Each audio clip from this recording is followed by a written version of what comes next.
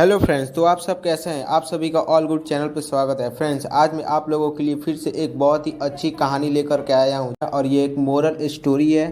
तो फ्रेंड्स, चलिए इसे शुरू करते हैं। दोस्तों, एक व्यापारी एक दिन जंगल के रास्ते जा रहा था। उसके साथ उसका ऊँट भी था, परंतु उसने अपने ऊँट को बीच रास्ते में ही छोड़ दिया क्योंकि उसका ऊँट मरियल हालत में हो गया था और अपना आगे का सफ़र अकेला ही तय किया।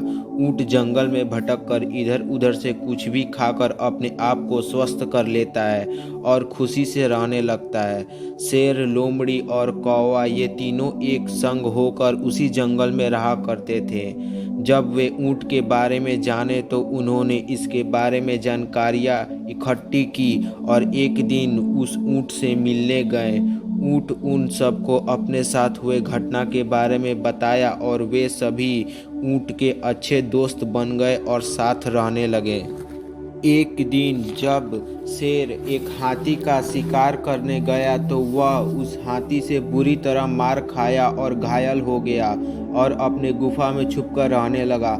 अब शेर शिकार पर नहीं जा सकता था और दूसरे जानवर भी शिकार पे नहीं जा पा रहे थे, जिसके वजह से उन सब की जिंदगी सिवाय ऊँट के मुश्किल में चलने लगी। एक दिन शेर ने लोमड़ी, कौवा और ऊँट तीनों को बुलाया और कहा, जाओ मेरे लिए कुछ खाने को लेकर आओ।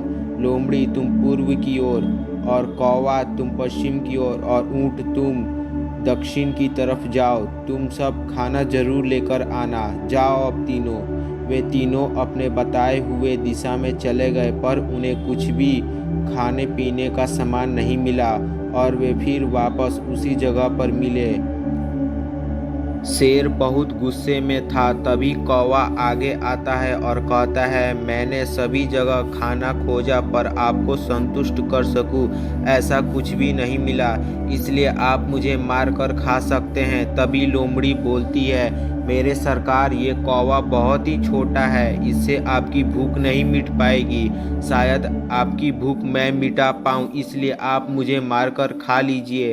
तभी ऊँट बोलता है, नहीं सरकार, मैं बहुत स्वस्थ हूँ और बड़ा भी हूँ। मैं आपकी ही नहीं बल्कि सभी के भूख को मिटाने में सक्षम हूँ, इसलिए आप मुझे मारकर खा जाइए। तभी शेर और लोमड़ी बिना कुछ कहे तुरंत ऊँट पर हमला बोल देते हैं और उसे मारकर खा जाते हैं।